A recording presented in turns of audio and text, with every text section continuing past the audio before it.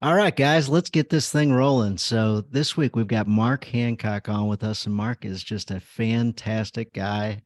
Got to meet him a while back, and the coolest thing about when I got to meet Mark, besides meeting Mark, was we met at a dinner event, and the next morning I woke up and I thought, man, that was about the most fun dinner I've had in I can't remember how long.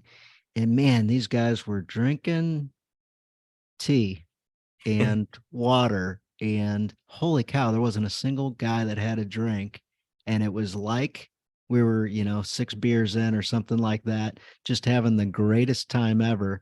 I'm like, how cool is that to be able to be around guys and have so much fun with no liquor involved whatsoever?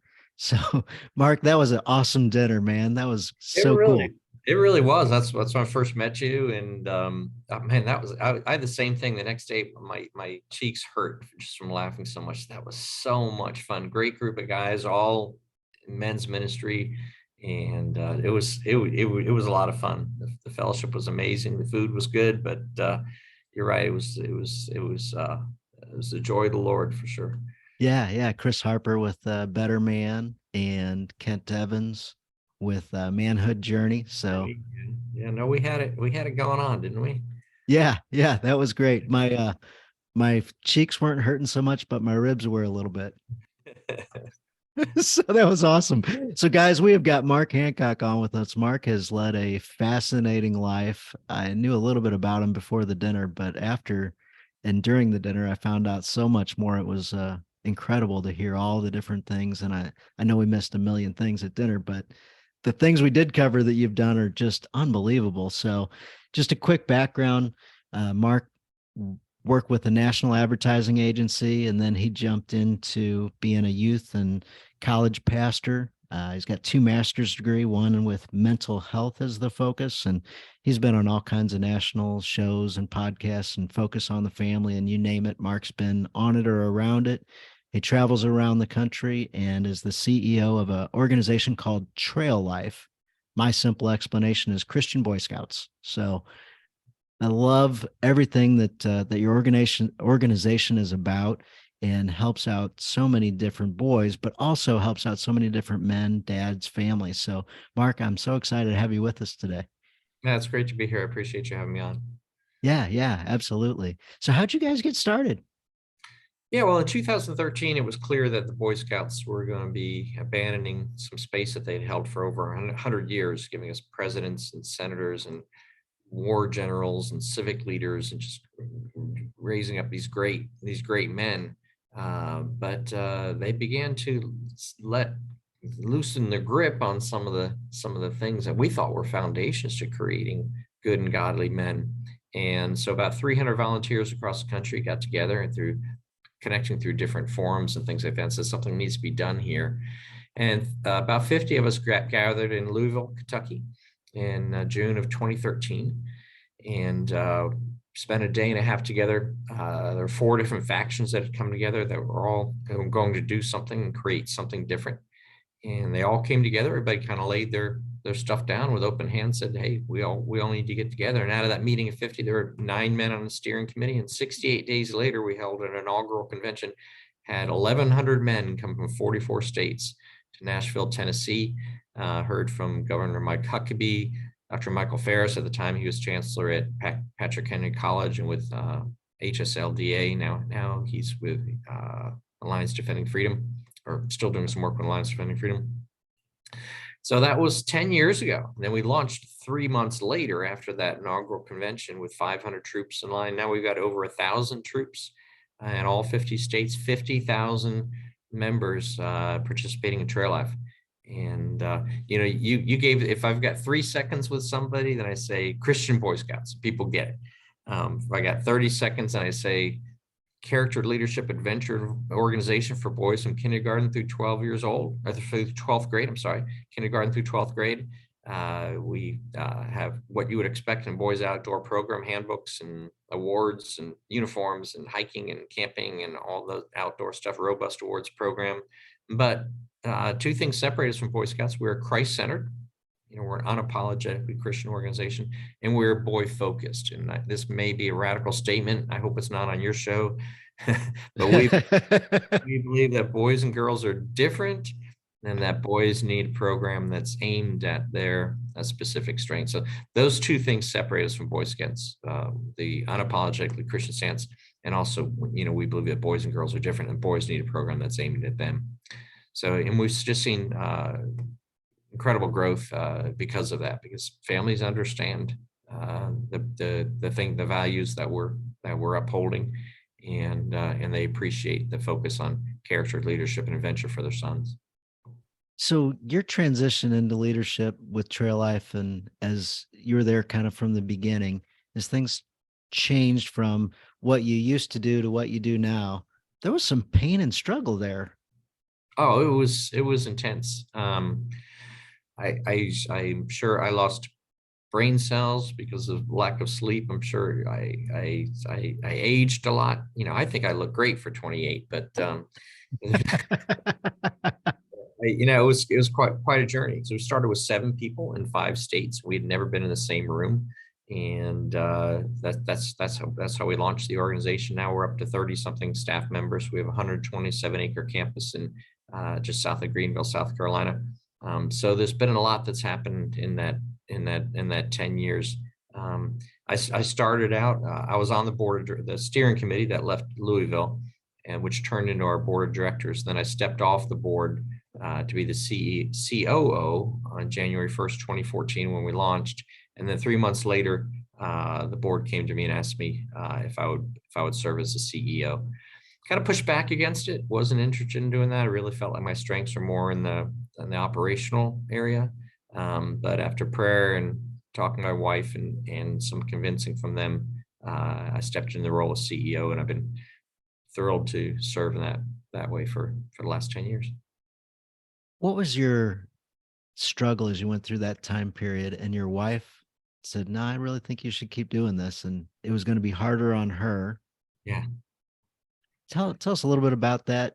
You know, well, where I'm what I'm thinking about is that quote, and I forget the quote. I wish I could look it up real quick, but it's something along the lines of, "Evil creeps in and takes over when men are passive." Oh, yeah. Yeah. And we definitely weren't passive. I'm More. not saying you were, however, I mean, like the group coming together and everybody's like, "All right, we got to do something." Yeah. So that was step one. Hey, recognize something's off. Let's Yeah. do something. But then at that point, it could have just fizzled out. And Yeah. as they're like, "Come on, Mark, why don't you take over CEO?" You're like, "No, I'm an ops guy. Like, I'm super comfortable over Yeah. here. This is Yeah. going to disrupt my wife and family." Yeah. I get you. Like, Yeah, but it wasn't really that. I mean, it was disruptive, as was anyway. And the operational role was extremely disruptive because we had nothing. We had no money. We had nothing. And so it was a lot. And certainly there was a price paid, by my wife. Family, we moved out of Florida. We'd been in Florida. We had businesses down there. She was running a crisis pregnancy center. When we received the property in South Carolina, we're to establish as at our home office and national headquarters. So, well, pick up and move there, which means we threw 2 weeks worth of stuff in the car, and I never went back. My wife went back and packed up the house and handled all that, because we just didn't have time to do anything. And so it was a really difficult time, as far as for my wife, the challenge of laying down her ministry and all that, and getting the boys resettled. Our boys were in high school at the time, just starting high school. And but God was faithful. And when we got to town, was able to find a path for the boys, a great my boys were classically raised, so we found a classical Christian university model school. So they've been homeschooled all along, but they'd go 2 days a week to the classical model. And so yeah, a lot of things fell into place, but that doesn't mean that it's not hard to just pick up and have to leave. And so yeah, it was quite an adventure. We all signed on, yeah, everybody, we sat and we said, "This is going to be hard," and everybody said, "Yeah, we want to do it." And so we've survived, but it wasn't easy. It's a difficult thing when you step in. Here she's running a crisis pregnancy center, which is already spiritual front lines, and then I'm at the head of an organization that's standing against this cultural tide that's confused about everything from gender to not just gender roles, but gender itself. And so yeah, it was a difficult time. We really had to remember who we were. One of the things that really inspired me, Dan, is my older son, had gotten his Eagle Scout. We were involved in Boy Scouts. Yeah. They were involved. I was a dad. I just kind of sat in the back of the room. And in December of 2013, he got his Eagle, and then January Trail Life opened, and he transferred over to Trail Life, and he went on to get the highest award in Trail Life, also called the Freedom Award. But he got an email from the Boy Scouts saying, "We noticed you got your Eagle, but we noticed that you haven't re-registered. Do you want to tell us why?" And he asked me, "Dad, can I respond to this?" I said, "Sure, son." And so he slept on it. I said, "Just pray about it. You don't want to be rude. I mean, this was a great organization that really served you and helped to develop you along with Christ and your father and your family." And so he came back the next day and said, "Dad, I'd like for you to read my response before I send it." And I was expecting, he was a philosophy major. I was expecting this big old long tome of stuff, And he hands it to me, Dan. It had 3 words on it. It said, "You weren't brave." And I thought, okay, this is a big deal. Here my son has invested all this time, this energy in this award, which is something that could be respected. But he's willing to walk away from it because they weren't brave. So I better be brave. I see how much he values that. And so, of course, in Trail Life, we've had a lot of opportunities to be brave. A countercultural message that says things like boys and girls are different. We talk about not in terms of value, but in terms of design. Boys and girls are different, and that's not a popular statement. You can't say that everywhere today. It's more likely that I'll be burned in the public square than having them build a statue for me there for the kinds of things that we're standing for in Trail Life. The importance of a godly influence in a boy's life. We're male centric. Above 5th, 6th grade, we only have men working with the boys in terms of troop context. Women can serve all in the organization, all the way up to the top committee memberships and everything. But as far as boy contact on the troop level, that's all men. That's not applauded in this culture, but we know that it's important, that you can't raise godly boys without godly men. And so we make statements like that, and we do things like that because we're convicted around those things, and that takes courage. And so I've had to be brave, and I've taken those words from my son to remind me that this is a big deal. So that's been a piece of the journey too. That is awesome. He gets married next Saturday. I get to marry him, and he just texted me as we're talking. So I have a great relationship with my two sons that survived the battles of starting Trail Life. Great boys, great young men, to some degree better men than I am, and but it's been quite a journey. That's awesome. That's awesome. So in some of that, you talked about classical Christian training. So classical conversations, you were telling me before we started, was the homeschooling program that you chose, which is so cool because they happen to be a sponsor of the podcast. So yeah. Great program. Both my boys were full ride academic scholarships. So it works. Dads, this homeschooling thing works. So in classical conversation was a big part of their lives. They loved that program. Oh, that's so cool.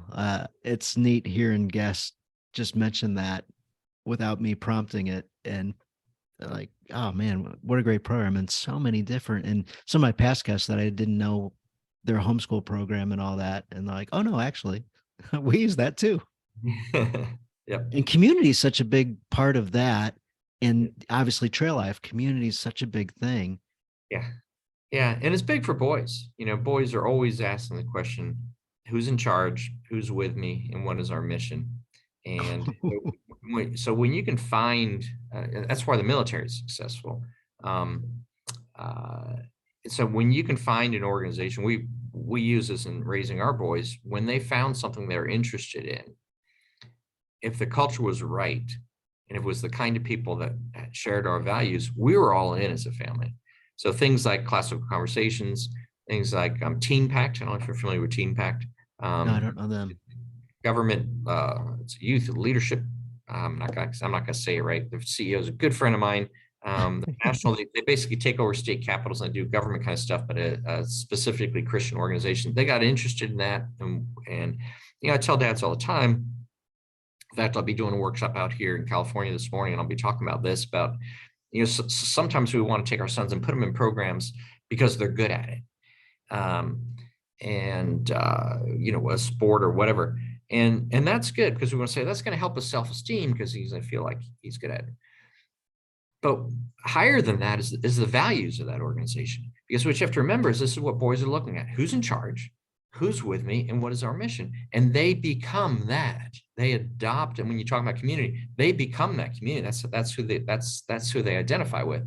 So you have to look at the culture of that community, no matter how good the football team or the baseball team or the soccer team or whatever. And if he's a great athlete, wants to be a part of that, you've got to look at not the status of the club, but you got to look at the culture of that organization, because that's a higher responsibility of yours as a dad, to get him surrounded by the right people, because that's who your son will become. So you can say, okay, I want him to be he's a great soccer player. I want him to be a great soccer player, so I'm going to put him on the best team. But if that coach isn't somebody that you want your son to be like, that's what's going to happen. He's going to become like that. So the culture of that organization, the culture of that community is more important, because boys are always asking the question: who's in charge? Who's with me? I'm going to become part of that culture. We establish those things in Trail Life USA. We have a hierarchical structure. We have patrols. We have patrol leaders. They elect leaders. So they know who's in charge. Boys get that. Who's with me? That's why we use uniforms. People say, why do you wear uniforms? Well, we do because it helps boys identify with something bigger than they are, and boys have a desire to do that, and they will embrace the values of that thing that they're identifying with. So it's important to us. And then on the patrol level, on a smaller level, 6 or 8 boys, they have their own name for their patrol. They have their own leadership. So they're identifying with that. Boys are always looking for who's with me. They want to be able to identify that. And then what's our mission? Boys need to know, they need to have a mission. I was at this homeschool convention last night walking around, and a dad was standing there, and they're watching something going on. And the little guy, probably 6, 7 years old, what are we doing? What are you going to do? And I said, he's looking for a mission, Dad. He's looking for a mission.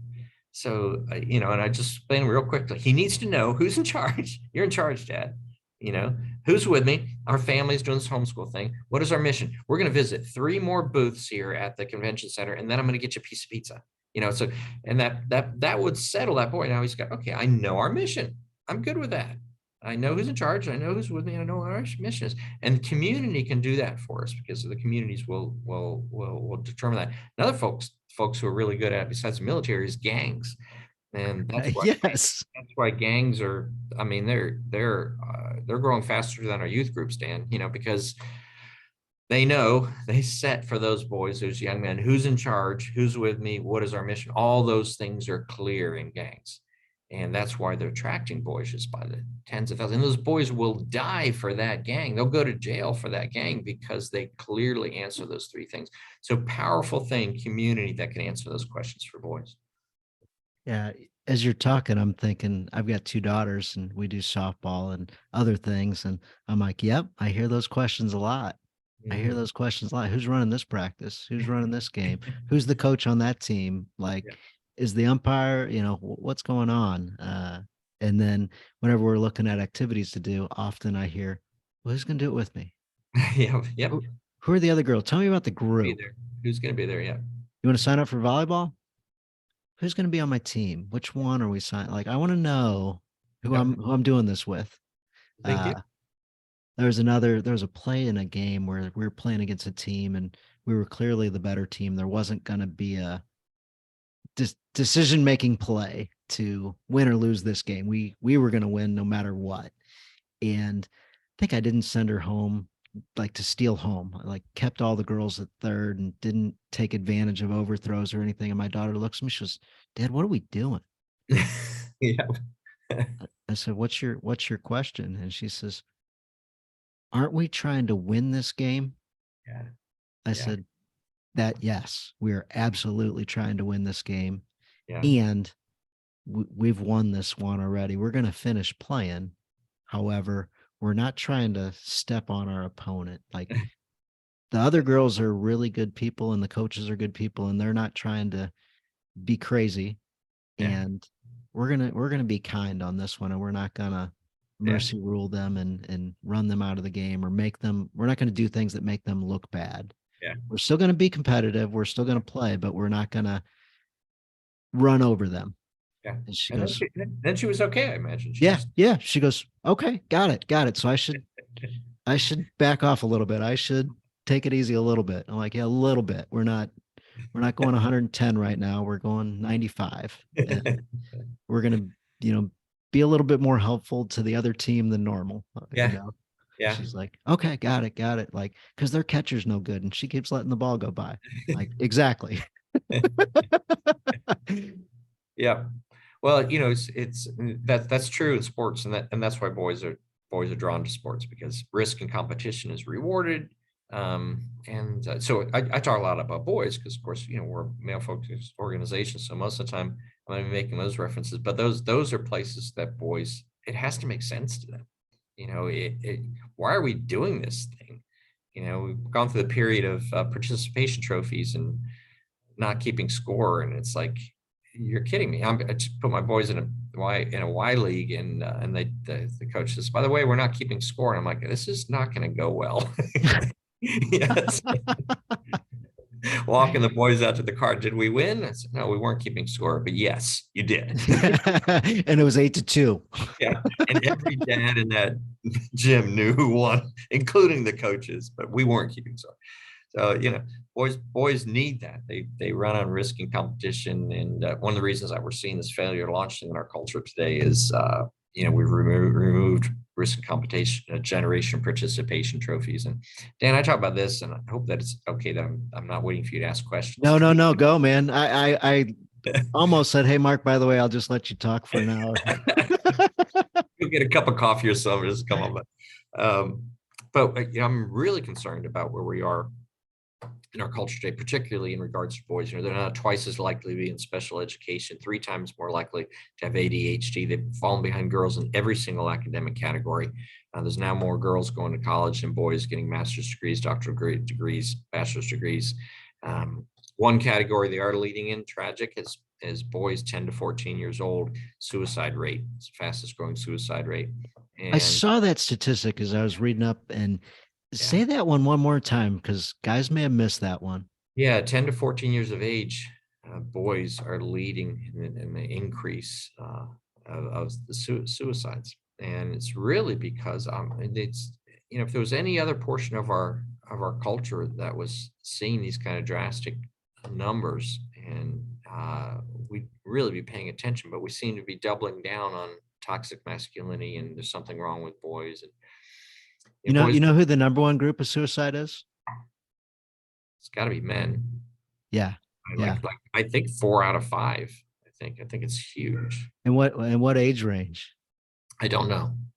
Yeah, it's in that midlife crisis Yeah. age range, that 32 to 40, 32 to 42, 38 to 42, in that range. Guys kill themselves. And typically they're white guys. Yeah. Yeah. So most of the audience are in that 30 to 45 range, and they're white, and guys, it's you.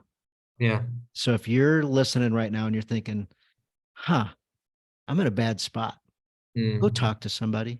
Go yeah. let somebody know where you're at. And at the same time, you're thinking, oh no, my son's 9. I don't need to Mhm, get involved in his life. I don't need trail life to help build bonds. I don't need whatever it is that you don't need or don't think you need. Like mm, Mark just said, 10 to 14 is the fastest growing category of suicides. So, yes, at whatever age your kids are, build that strong bond so that when the tough times come, and the tough times always come, yeah. you gotta be connected with them so that you're there, so things don't get out of control or all the way the other direction. So Yeah. I saw that and I'm like, that one's huge.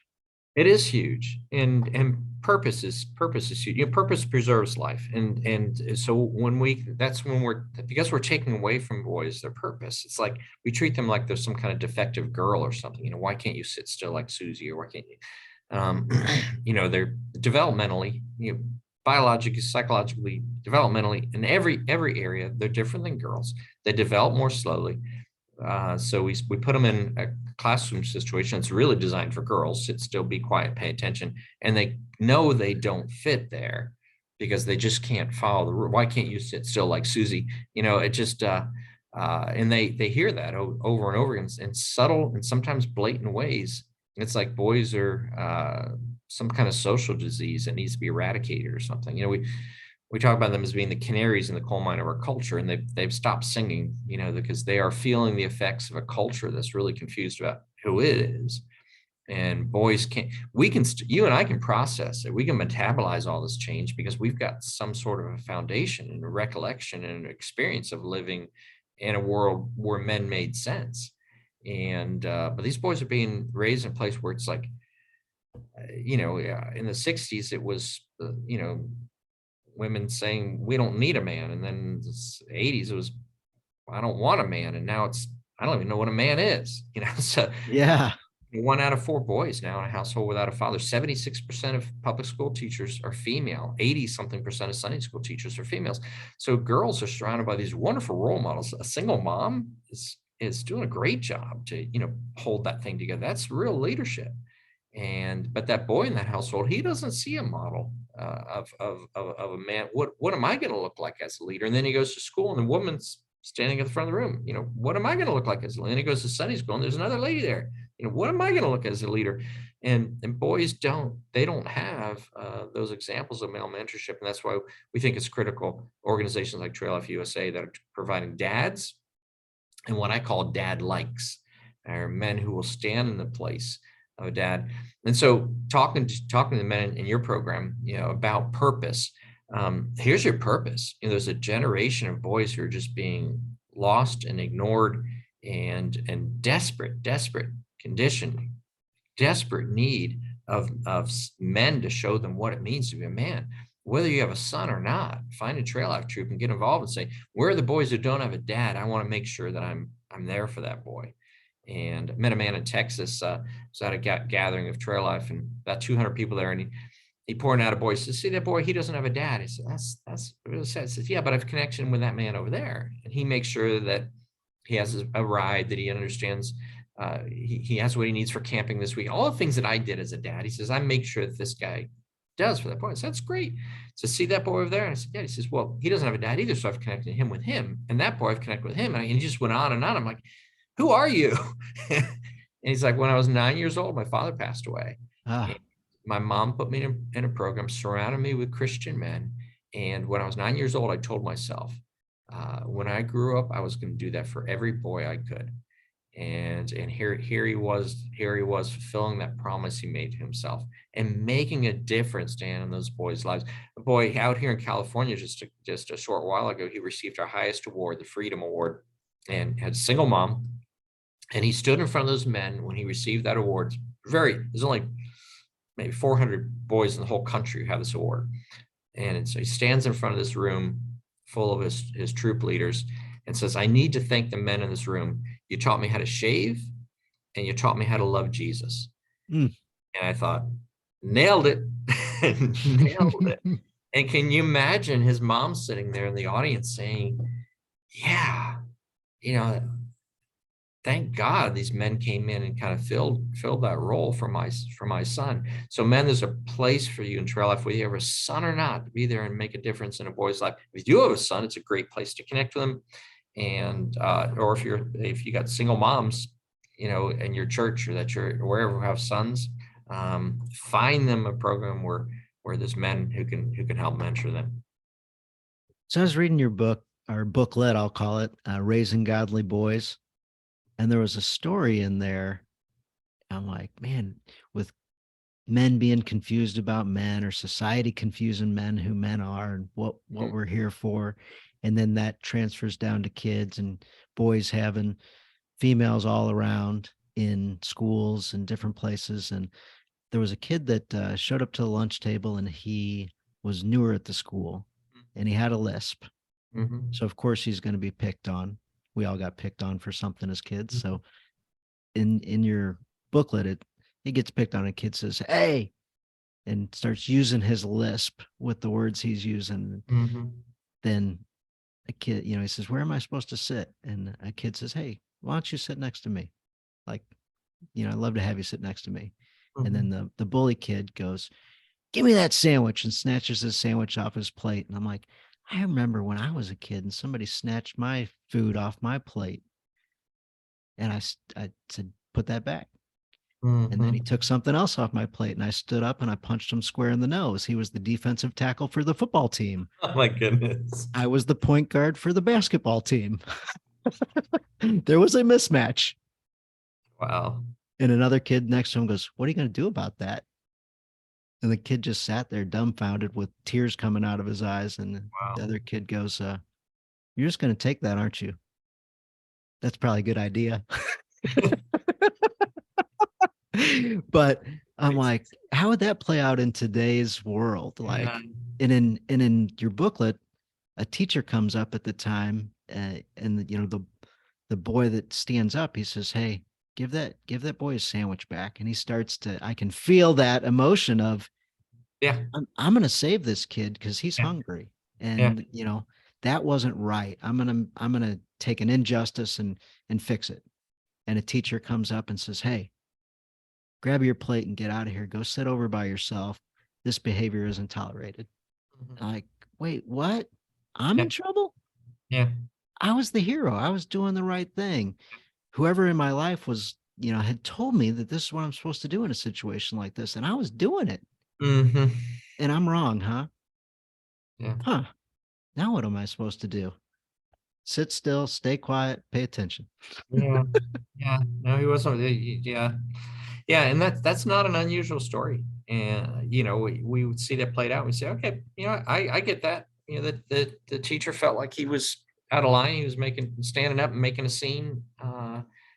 He was just standing up and being a hero in his own heart. But boys have that sort of subtle thing. I was at Kennedy Space Center not too long ago. Walked in this room, and they were showing this huge video. I mean, the whole wall was this video, and it's a female astronaut. She was talking to a group of school children. You can see the backs of their heads, and she's talking to the camera, and she's saying, you can do anything, work hard, work hard in school. And it's just really inspirational. I'm thinking, I wish my sons were here. This is great. And the camera pans around and shows the school children, Dan, all girls. Ah, And I thought, dang, I'm so glad my boys weren't here, because that would have been, I mean, we celebrate that. That's so wonderful. Girls need to know that. You know what? Boys need to know that too. Why did you do that? You had every race represented there. It wasn't like, oh, it just happened to be a bunch of girls. No, it was very intentional. And at that moment, I was so glad my sons weren't there. Hearing again, this message is not for you. And so we cheer those kind of messages because girls need to be encouraged. Everyone needs to be encouraged. But it's like, boys don't hear that message. When's the last time you heard somebody say, boys, you're strong, you're courageous, you can do anything, go for it, work, because we're afraid that we're going to turn them into some kind of toxic masculine monster or something. And there are bad men, but they're not all bad. And we've painted every boy as if he's some sort of a toxic mess. And you can see it's starting to show in these tragic statistics. So the idea of a hero, um, of man standing in that place, is really absent from our society. And we had a generation, the greatest generation, that stormed the beaches of Normandy and to free the world of tyranny. And then they came back and they went to a different battle, but the bullets now were high blood pressure and stress, and they went to work, and they were doing it for the families, and that sense of sacrifice and courage, and you just do the right thing. That's missing from our culture today. And so boys are asking the question, I don't even know what I'm supposed to be doing. So there's the greatest generation that showed us this is what great looks like. The self-sacrifice, courage, the bravery. You're doing things for the betterment of everybody. That's not a message that boys are being given today. They're being given, sit still, be quiet, pay attention, and don't make any trouble. But the girls are getting, great encouragement. And this idea of not keeping score in games and things, that's something, but we really keep score at school. I mean, it's like 3.98, I'm 3.9, I'm 4.1. We keep score really strictly in certain situations, and that's where girls are excelling. So we keep score in places where girls are winning, but we do what it's like we're afraid we're going to hurt somebody's feelings if we keep score in other places where someone's emotional development may be affected. I'm here in California, and they have outlawed tag in public schools because it affects the emotional development of children. And I thought, my gosh, are you kidding me? It's, it's I okay. want to know if I'm as fast as that kid. I want to, I need to measure myself against something. I want that to be celebrated. Why can't, Yeah. wow, I'm faster than other people. That's a good thing. Now he's smarter than, and he's a better trumpet player, and he's a good, he's good at chess, and he's so it's okay that I'm fast at tag because everybody's kind of got their thing. But we're afraid of undercutting their emotional development and so that's why this failure to launch with boys, I'm really fear that we're raising a generation of unproductive narcissists. They're unproductive because we haven't asked anything of them, and they're narcissists because we haven't let them fail. Dan, boys are driven towards risk and adventure. They want the opportunity to succeed and fail. They want to win. They want to know where they stand. Again, hierarchy. And who does a good job of that is those video game designers. They've created a world where score is kept, where you can win, where you can lose, you can be better than somebody else, you can fail and work harder at it and succeed and get another chance at it. That's real world stuff that they don't have in the real world. So they're drawn to this virtual world that answers all these questions for boys. And then we criticize them for playing so many video games. It's like they can't win for anything. So I know what I've said so far is that gangs of video game designers, but they're successful. They know something about boys. We need to learn from them. What is it that they're doing they own the hearts of boys because they understand these things, and we're afraid of putting boys in these situations because someone's feelings are going to get hurt. And it's just really sad. It's really, boys are really paying a price. So from a uh, outdoor perspective or a challenge perspective or a purpose perspective, trail life or outside of trail life, what are some things that dads can do, or what are some situations dads can get involved with? And then as a follow-up, what are some character traits that we can build Yeah. through these things? Yeah, well, boys learn empathy by losing, and that's just something that we're afraid to let our sons lose.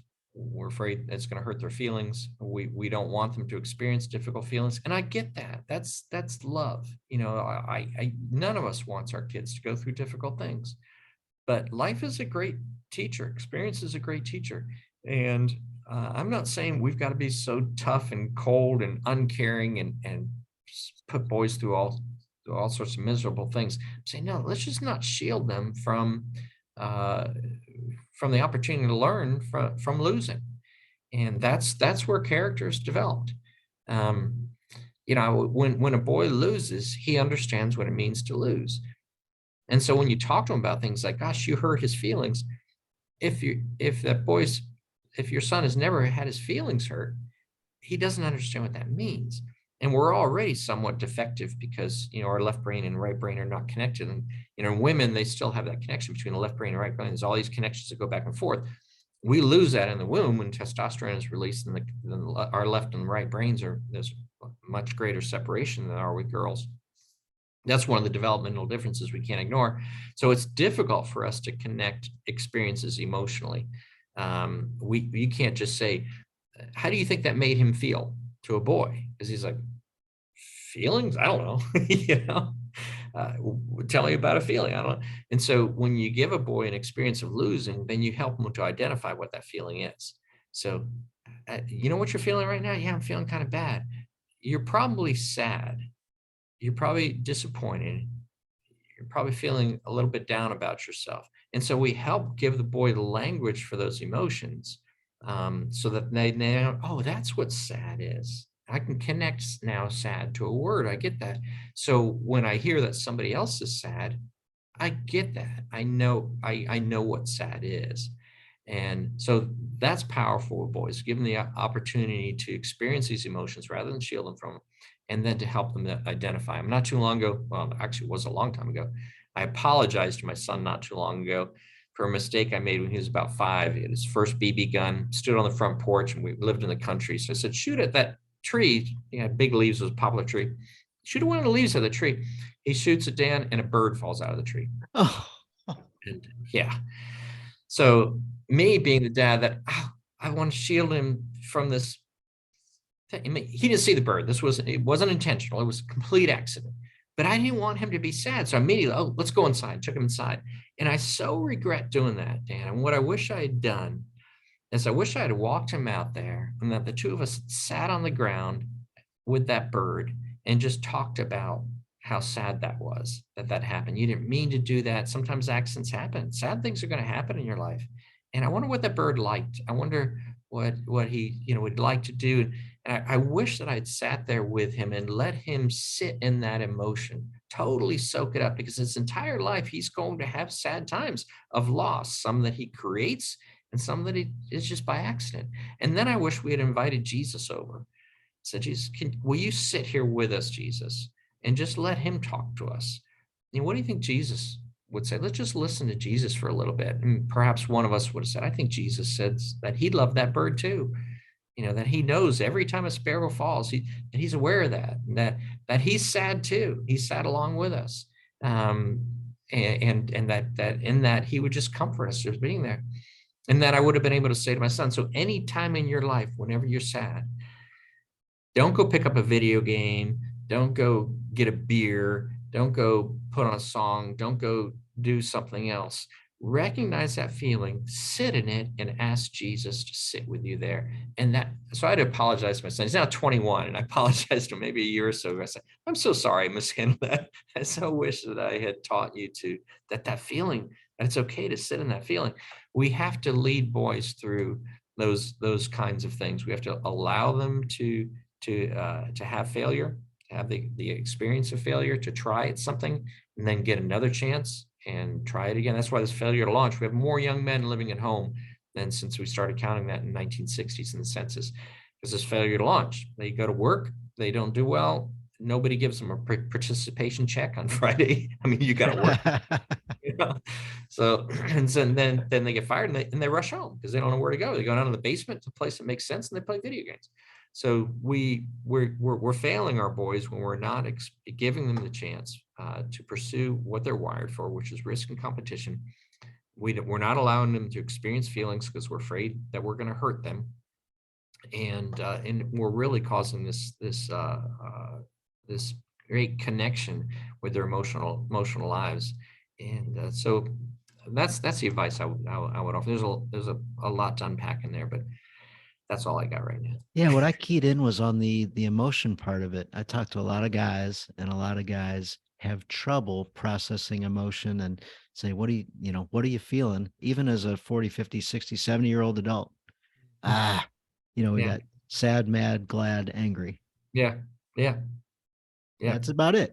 Yeah. And And unfortunately, just about all those paths lead to anger because that's the one that society recognizes in men. And so anger is okay, but sadness is weakness in our culture. And so we really struggle with that. I was involved in a counseling group when I was younger, and the guy leading the group, I'm super even keel. Probably everybody can hear that. And he's like, hey, tell me about your emotions and what were you feeling and thinking and all the stuff. And went on and on and on forever. And finally he goes, you don't have feelings. I'm like, I don't know. I mean, I don't get high and low. Like I'm pretty even keel. And I'm like, where's he going with this? And then he goes, points his finger at me, goes, you're a sociopath. Oh my gosh. I said, okay, what does that mean? So I had to go and look it up and figure it out. And I'm like, No, I'm not a sociopath. I have feelings. I also don't know how to articulate them or, you They're know, in there somewhere. yeah. And then somebody years later told me about like an emotion wheel. So you can kind of look around and, oh, what's that one mean? And, Yeah, learn a little bit and have a little bit more language to it and understand yeah, emotion a little bit. Cause as a boy growing yeah, up, you hit on it. Like sometimes the experiences that we need and the people around us that we need to help us understand emotion and what to do with them aren't there. yeah. Yeah, no, if I had somebody who had shown me emotion wheel when I was 8, 10 years old and helped me understand the stuff that I was going through, experiencing, it would have helped me a lot. I'm trying to figure that stuff out now at Maybe 60. you could have been in that group with me and that guy could have pointed at you too and called you a sociopath. Right. So a professional gave me a professional diagnosis of sociopath. Well, that's great. Congratulations. Yeah. Yeah. Super fun. So that one I like. That one is a huge. I didn't think we'd talk about that. Thought we'd get into like the outdoors. Well, a lot of people say that they say, I'm not, I shouldn't admit this, but I'm not an outdoor guy.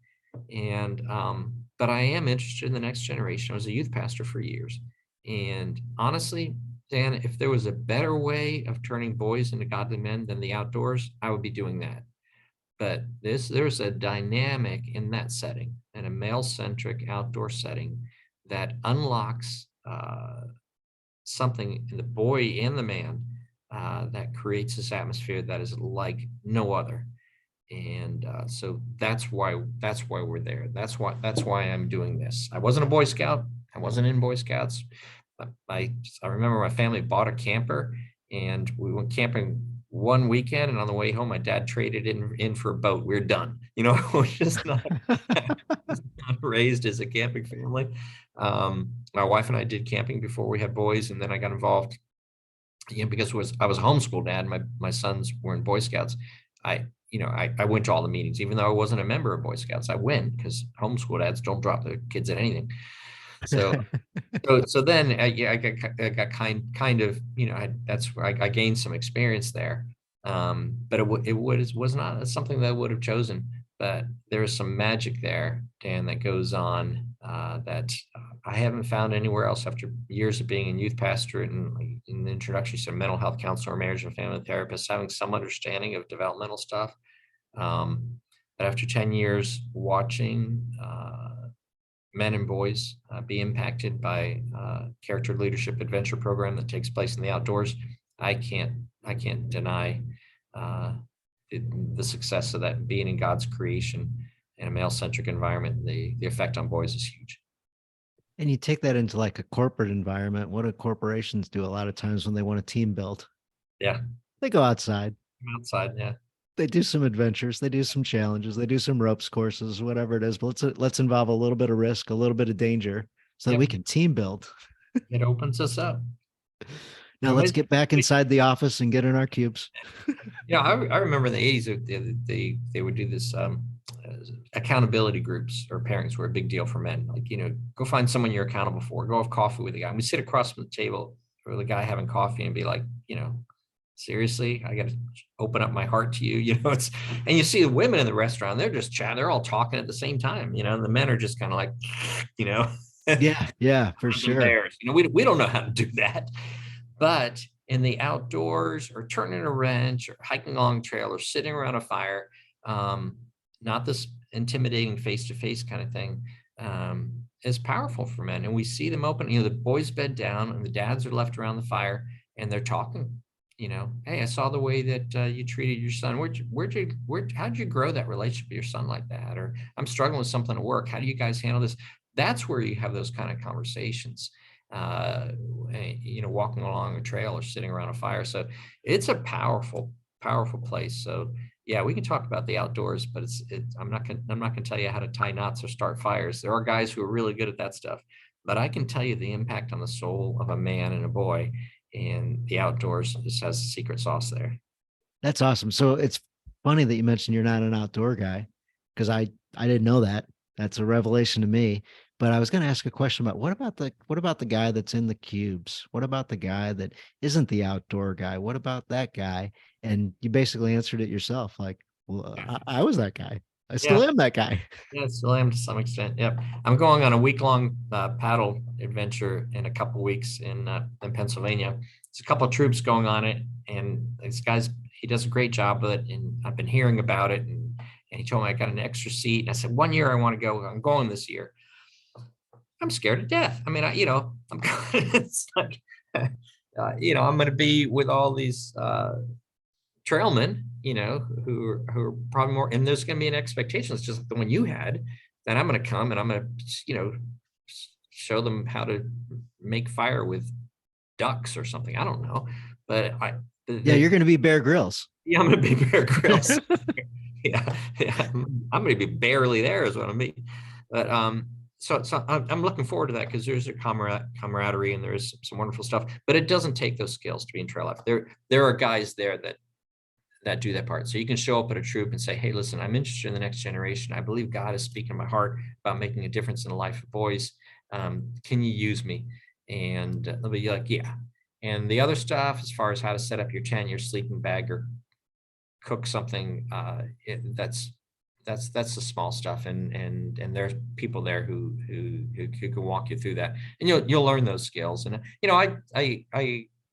I'm being facetious. I've been outdoors enough where, I'll do fine on this thing, but there is that sense of, like you said, your expectation was that I know this stuff, and I know I'm not going to live up to their expectations. And that's probably what I'm dealing with. I'm going to disappoint these people because I'm not Bear Grylls.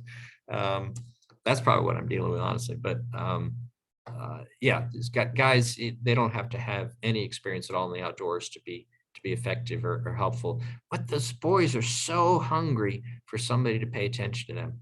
And Ooh. we talk about it all the time. In the world today, the people, this face-to-face thing with a boy, or being together with a boy, or helping him to understand the difficult things that he's going through, is just huge. And we're in a generation that, being largely raised by Google, and but you can't replace the presence of a man and a boy in the outdoors, sharing that experience, helping through difficult times. That's where boys' hearts open up, and they're really hungry for somebody to pay attention. That can't be done with a phone in front of your face, or in front of the TV or anything. So we get things outdoors, slow the pace down some, and change the scenery. And boys are desperate for leadership. This boys are desperate for men, and there's so few men that are willing to pay that price, or to take on that call. There's a boy in every man. We know that. We recognize there's still the boy. Yes. But there's a man in every boy. There's the seed of a man in every boy, and that seed can only be spoken to and drawn out by the voice of a man. That's what gives life to it. And so, these men in the outdoors with these boys, you're speaking life into that seed that's on the inside of him, that's going to develop him into a godly man. I was talking to a man, he's in his 70s, and he said, Mark, when I'm with a group of men, I feel like I'm like 25 years old. I know I'm the wisest, most experienced, oldest man in that group, but I feel like a kid, because I was never welcomed into the company of men.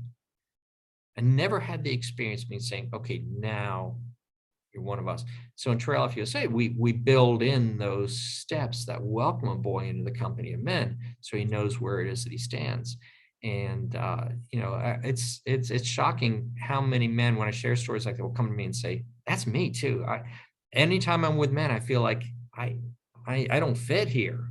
I don't Mhm. really belong here. There's something that's lacking in me. I'm not as confident. I'm not as good looking. I'm not as good at sports. I'm not whatever. I don't fit. I'm not comfortable here. I feel like I'm putting something on just to be in this group, because we haven't been rightfully welcomed in the company of men. And one of the secrets of Trail Life USA is that we're also a program that's aimed at men, because the men in that community, they find each other, and we have this tremendous band of brothers, 17,000 volunteers across the country who are serving boys. And there's this great brotherhood. I say all the time, trailmen are the best men I know. And they find each other in that organization, focused on helping boys. They discover their purpose, and they're strengthened because they belong. They're wearing the uniform of another man. They know that they fit there. And even though they may have never had that experience being called up in a company of men, they find their company there. And it's life-changing for the men as well as the boys. And you've got over 1,000 different churches involved across the country now. The growth your organization had is explosive. Yeah, it's encouraging to see in a culture that would seem like the message that we're saying is not welcome. There are families that identify with it, say, I get this, I get what you're doing, and it's that sanity. That's it. That's a place and a design that makes sense because we can still reach back and remember these principles. We're just a generation from losing that connection. The boys that are being raised today do not have that connection. They don't have that sense of what it means to be a godly man. And they have very few examples of it. So we're it. But I believe there's a remnant that's rising, that God is dealing with a group of men. He's calling the heart, pulling on the hearts of men to say, do something for this next generation. Bring what you have and you'll get what you need. And in that process, you will also be blessed because of the connections you're making and the men that you're meeting. Yeah, so whatever our limitations are, what we're thinking, Mark's thinking, gosh, I don't want to be around all these different guys that are true outdoorsmen because of my job title, and Mm, people are going to have these expectations of me. Or guys, as you're listening, you may be thinking, well, I'm not really the outdoors guy. Like, I don't know that I can lead a little camping trip or be a part of it or whatever it is. Or you may be thinking something even more simple. Gosh, I bet my kids would like to go fishing, but I'm mm, not a fisherman. mhm. One, there's a YouTube video that'll help you with that. And What- two, there's probably another guy around that'd be more than glad to help you out. So I Yeah. like going fishing with my guys that are like hardcore fishermen. And Uh-huh. then whatever the problem is, or whatever the question is, or whatever piece of tackle we need, he's got it in his tackle box and we're ready to go. So I like to have a guide around to help me because I'm not the greatest fisherman, but I sure have a whole lot of confidence when they're around. Yeah, yeah, yeah. And there's something to that. And there's also something to saying, with your son or whatever, saying, hey, I'm not really a good fisherman. Want, because you can sit down and watch a YouTube video with your son and kind of figure it out together. My sons are now 24 and 21. They're always changing. Seems like every year they get a different age. But we take on these things sometimes. And so right now, my younger son and I are into the Miami Dolphins. I was a Miami Dolphin fan my whole life, but when I got saved, I stopped watching TV and got away from sports and all that stuff. But he's drawn me back into that, and that's kind of the thing we do together. And so I lean on him because he's the expert in that area, and he goes out and he does research, loves doing that. He does all the Twitter stuff and knows everything. And so we found a place to connect there where he's the expert, and that's okay too. And so sometimes you have those opportunities with your son. The key is connecting. You don't have to know everything. And once your son discovers that you're okay not knowing everything, that opens up a whole new type of relationship because now he kind of gets to be the expert, and boys love being the expert. And so if you can find something to do with your son and help make him the expert, give him access to what it is that he needs to lead the way there, it's a beautiful living. The key is connection. It doesn't matter who's in charge. The key is connection. Somebody has to be in charge, but the key is finding those ways to connect Yeah, with in your the son. absence of leadership, somebody will step up and lead. Yeah, yeah. It's not always who you want. Exactly. Exactly. Yep. That's exactly right. So leadership is huge. So I I love that you focus on character, leadership, and adventure, Christ-centered. What if you have maybe a minute or two, what are some Christ-centered things, messages that you find repeating? That's a good question. I think that this thing I spoke about a little bit earlier about sacrifice. There was quite a sacrifice that was paid for us. When we think of Jesus, you got to start with the cross. You got to look at the cross and say what was done there, and that is such a quality that's missing from our culture today. It's all about me. And so sacrifice is a tough thing to approach in our culture today. Also, just faith, just flat out faith. in America, we live pretty much 99% faith free. If you get a headache, you take an aspirin. If you get sick, you take this. If you go broke, you apply for this program. If your car breaks down, you go do this. Your insurance is going to cover this, and everything's pretty much, we live 99% faith free.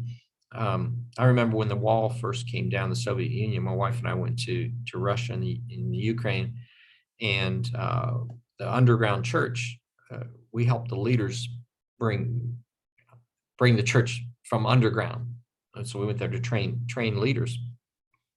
And my wife brought some children's cough medicine. And I remember her pulling it out in front of a group of pastors' wives and saying, I have some things to give you. And she pulled out that children's cough medicine. And these women began to weep. They had never seen that before. They never had that. It's something they knew existed, but they had never had it. And to think that what they had to do was pray and believe God because their child was sick. So people of incredible faith. I've had the opportunity to work with people all over the world for 5 years, to travel around the world doing international missions work, and people in Ghana and in China and Japan and South America and Central America. You run into these folks who they can't reach for whatever they need right then. They have to believe God for it. And so that's a sacrifice is hard to explain. Faith is hard to explain. But they're critical for the life of believers. So we have to look for opportunities to believe along with their sons for something that we understand God wants for them, and then watch God come through on that over and over and over again. That's building that faith. We have to call our boys into things where they are sacrificing themselves for the good of somebody else, and to draw attention to that feeling, how it feels to do that, and let them experience somebody sacrificing for them. Because how can you understand that the sacrifice that Jesus did for you if you've never sacrificed yourself? So you say, that's a big deal what Jesus did. I don't know that. I don't even know what that means. I've never sacrificed. So we have to expose boys to these opportunities to experience these things, help them identify what it is that they're feeling, saying that's sacrifice. That's what it feels like to sacrifice. And that's that person's sacrifice for you. That person in the grocery store, that person over here just sacrificed for you. They let you go first in line. They preferred you before themselves. That's sacrifice. So we have to teach this, constantly point out those things. The boys just can't, okay, that's sacrifice, that's sacrifice. So when you talk about Jesus' sacrifice, they get it because they understand the experience themselves. It's not just a left brain word, it's also a right brain emotion, something they've experienced. We have to help them make those connections. That's great. I love that one. And you talked about how we're raising narcissists as a society. The sacrifice sure seems like the antidote to that. It does.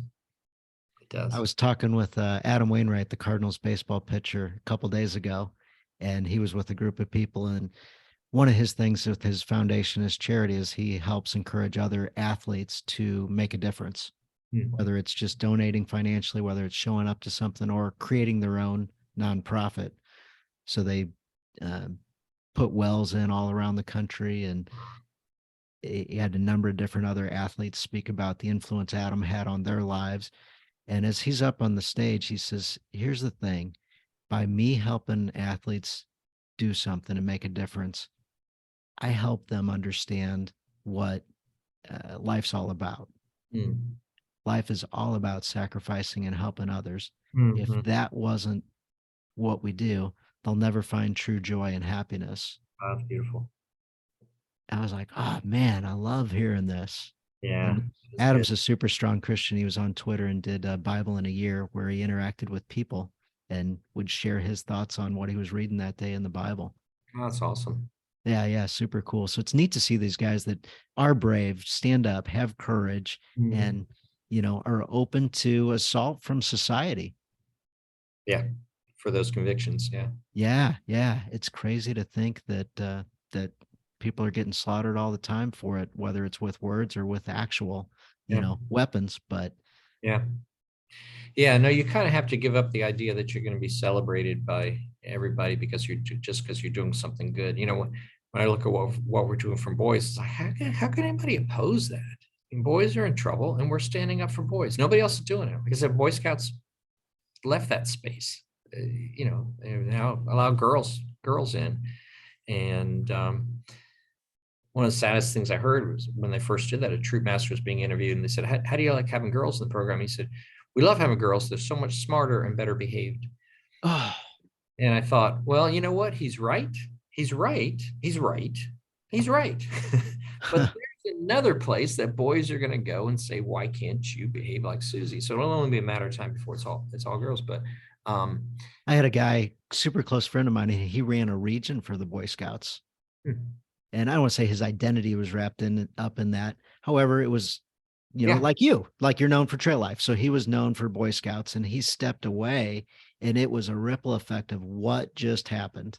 yeah, yeah, And he didn't want to bash his former employer or anything, but privately he's like, I couldn't do it any longer. yeah, yeah. It No, was, yeah. like Major League Baseball, they sent a note out to all the teams and they said no pride uniforms this year. Hmm. We're not doing it. And Tampa Bay Rays came out and said, hey, by the way, fans.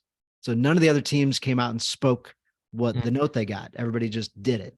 But Mm-hmm. Tampa Bay came out and says, hey, by the way, our Pride Night isn't going to be, and we're not going to force the players to wear the Mm-hmm. Pride uniform.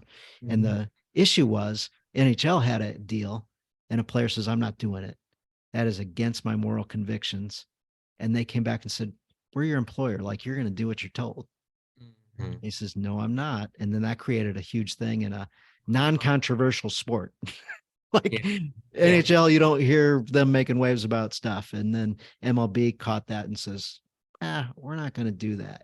And I'm Wow. like, that's a big deal where these guys stand up and say, no, this isn't me. It's Yeah, it is a big deal. It is a big deal. We need to show boys how that's done. You stand for your own convictions. Like I said, going back to my son's story, you weren't brave. That's a big deal. And so that is a huge yeah, one. Absolutely. And I love how short and concise that message was. yeah. No, me too. I mean that wraps up. And I got to tell you, I mean that spoke so powerfully to me. You know, I mean it's not nothing. Yeah, wow, that's a big deal to my son. Like I didn't know that, but understanding how much energy and pride he had in the work that he had done there. So I'm walking away from you because you're not brave. Like, geez, better pay attention here. Yes, yes, absolutely. Yeah. And then you want to expand on anything or hit on any concepts that maybe we haven't hit on, and then talk a little bit about the podcast that you have and Yeah, I'd love to. resources that you've got with Trail Life. Yeah, let me do all that because in that I can answer that question all in one. We're in the midst of a campaign called a Campaign to Rescue America's Boys. We really believe that boys are in trouble. Twice, I gave all the statistics earlier, and so we have a goal of having a trail life troop within 30 miles of 90% of the boys in America, and it's the goal is we'll reach that by 2031. So we have 371 markets that right now a boy doesn't have a trail life troop within 30 minutes. I think I said miles, but within 30 minutes. And so that's our goal. It isn't a numbers goal. It's saying every boy should have the opportunity to be in a Trail Life USA troop. So that's a big deal to us right now. And the way when what we're talking about that is we have a proven process that turns boys into godly men. We actually guarantee our churches, and the churches pay a charter fee to have the troop in the church. We're an outreach of that church. We're just not a group that meets in their basement. We're a ministry of that church. And so we actually guarantee the churches. If those boys are not being turned into godly men, if you don't see evidence of them becoming godly men, you get your money back. That means we're not providing you a program that delivers on its promise. Now, I was a youth pastor for 15 years. If you had a mom come to me and said, can you guarantee my son's going to be a godly man? It would have been like, maybe. Right. Do you know your son? I don't know. But we actually guarantee it. We feel so strong about that process. And we've identified four things. We know that boys they're unguided in our society. They're ungrounded. Now what is it? 58% of Americans no longer believe that God and the Bible is the source of all of morality. that's the culture our boys are being raised in. So there's no grounding for boys, and boys like to know that there's something they can press against. When how do you even define good and bad if you don't have some sort of a foundation? So it's difficult for boys to, stop behaving badly. Well, what's bad? Tell me what bad is. Well, you can't if you don't have some sort of absolute truth that you drill down to. So unguided, ungrounded, unappreciated, because we believe that in our culture today that boys and girls are the same, that they're interchangeable. And that just isn't true. Biologically, socially, developmentally, psychologically, there's so many differences between boys and girls, like we're ignoring those things. And then finally, that boys are uninspired. And that's a piece I talked about, how we've taken risk and competition out of their lives, participation trophies, those sorts of things have really had an effect on boys. They ask the question, why even try? If I ran around on that soccer field and sweated and we all got the same trophy, I guarantee Oh tomorrow, my gosh, my tomorrow, daughter went yeah, crazy about that. tomorrow I'm not going to run so much, because why? So yeah, so that's tragic. So they're uninspired. So in Trail Life USA, we guide them with male mentors. We ground them because we're unapologetically Christian. We appreciate them because we understand that boys and girls are different. They need a program in at them, and we inspire them through a robust awards program, not participation trophies. You get that badge, you earned it. And so we're battling these things. We're inviting people to come along with us and help us get a troop available for every boy in the country.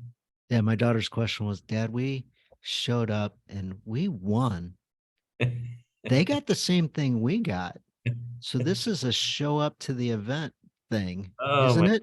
goodness, Dad. Yeah, that one is. She goes, Oh is it man. okay if we throw this away? I Yeah, said, yeah, it is. She goes, that's yeah. should we throw it away at our home? Well, yeah, maybe, maybe that'd be good. I don't know. So yeah, we've thrown a few participation trophies away. That's so sad because they sound like they're brutal competitors and they just want to be able to compete. And but gosh, we got to keep from hurting somebody else's feelings. And it's just Yes, it is such a strange way to navigate the world of politically correct and not hurting everybody's feelings. And yeah, at the same time, it's like, all right, where do we hurt somebody's feeling? Like, where do we draw the line and yeah, be open to a dialogue about, yeah. But we're feeling the effects, and so you got to say, okay, how did this happen? How do we have so many men who are failing to launch? Well, you just take it back a step, and then another step, and another step, and it all comes back to what we're doing here. We're not appreciating risk and competition, and so this is the results. That this is what happens, and we're experiencing it now. We have a generation of young men because we created them through these kind of odd, uh, anti-intuitive, counterintuitive rules. And so now we're paying a price for it with men who just aren't engaged. And so very little time, I believe, to turn it around because we do have a generation that can still reach back. Like I said, we can metabolize these changes and be like, okay, but we know what it's supposed to be like. They're not being raised in a place where they know what it's supposed to be like. And they're hearing that at school, they're hearing that on the news, you're hearing that from social media, whatever. They're not hearing there is such a thing as biblical masculinity that is actually a good thing, that society needs, that families need, that your wife will need. And they're not hearing that message. There's very few of us speaking it. So I'm thankful for the men and women across the country who are engaged in Trail Life and other organizations like ours that are reminding us of those truths. maybe we can have you back sometime and you can talk about biblical masculinity and our wives' responses to it. That one sounds like a great topic. That is a good one. Awesome. Well, down the road, maybe we can revisit that one and do a whole podcast just on that with your background training and then also what you've seen. It's been a wonder in my family. My wife has really responded, and when I see examples of it in other places or guys that turned it around themselves, like they're in such a better place now than where they were. Mhm. That's beautiful. Yeah, Yeah.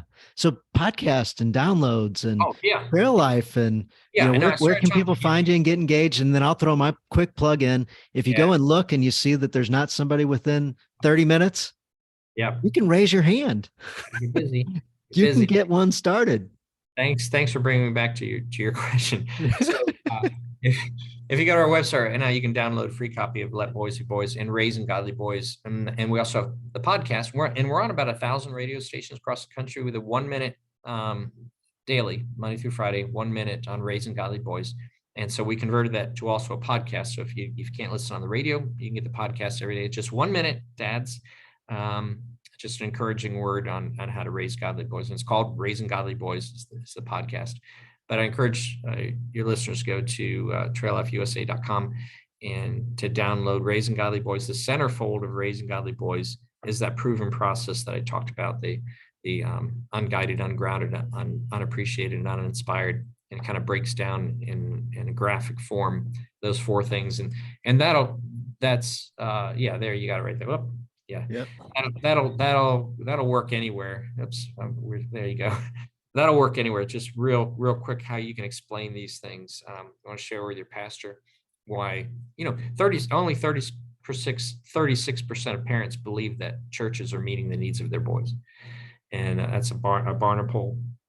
So churches need to be doing something. So take that centerfold to your pastor and sit down and say, this is the problem with boys. And we're wondering what to do with them. We need to give them a program that answers these questions, whether it's Trail Life or something else. We need to do something for boys because nobody else is doing it. So Greenville is an awesome place because you're there. And then the F3 organization also started out of Greenville as well. So if you're looking for male community leadership and growing that, F3 is a great place for it. You'll get physically fit doing it also. And if you look around and you don't see something within 30 minutes of you or 15 minutes of you, raise your hand and reach out to them and they'll get you started. And same thing with Trail Life. If you're looking for something for your boys, man, this is it. This is it. And not only for your boys, for you. Yeah. This organization will truly help you grow as a godly man as well and grow connected to your kids. Awesome. Well, it's so great having you, Mark. Like, thank you for sharing your time, sharing your wisdom, your experience, and thank you for, frankly, growing Trail Life. Like, that's a big deal and something we desperately need here in America. Thanks, Dan. I appreciate it. Thanks for letting me talk so much. You asked some great questions or opened some great subjects, and I just loved the way that the way you allowed me to have all that space to say that stuff. So thanks. You do a good job with this. Yeah, I appreciate that a bunch. And I look forward to connecting with you in person whenever I can, and look forward to connecting with you virtually whenever I can as well, man. You're just a fun guy to be around, a joy to be around. And also, your heart is just in the right place. And, you care about others, and it's inspiring to hang out with you. Thanks, Dan. I appreciate that. Yeah, absolutely. I almost missed out. I forgot to ask, do you have a challenge, something you can throw out to guys, something guys can do week to week? Oh, As you wow. mentioned, we like Man, I wish I was- challenges and we like competition and risk. Okay. Let me do this one. Man, I wish I would. I'd really like to give that some thought, but let me do this one. Connect with your son. Find something to connect with your son over. And in extra points, you get 6 points extra. If it helps him to identify an emotion, and let him experience sitting in that thing. Emotion doesn't kill us, contrary to our innate beliefs. But help your son walk through an emotion, sit in it, and invite Jesus to join him in it. I love that. What a great challenge. And you get six bonus 6 points. points. Yeah, 6 bonus points if you accomplish those 3 objectives. That's awesome. So kids love points and bonuses and gold stars and stickers and awards or whatever. So thanks for having the added humor to that and ad-libbing the 6 points. They'll just have to see you for the points. Yes, of course. I'll sign off on the points and we'll disperse them. Oh, awesome, Mark. Thank you so much. And guys, look forward to you tuning in again next week and share this episode with all your guy friends that you know that have sons. Like this organization is fantastic. It was great that I got to know who Mark is and learn about his organization. And it went from 2013 with 300 guys talking about a problem to over 1,000 churches being involved in 2023. So this organization will help boys understand what it is to be a godly man. And do go to the site, download the Raising Godly Boys. I call it a booklet. It's not very long, but it's got some great information in it, and I certainly enjoyed reading it. Thank you. You bet. Thanks so much. All right. God bless.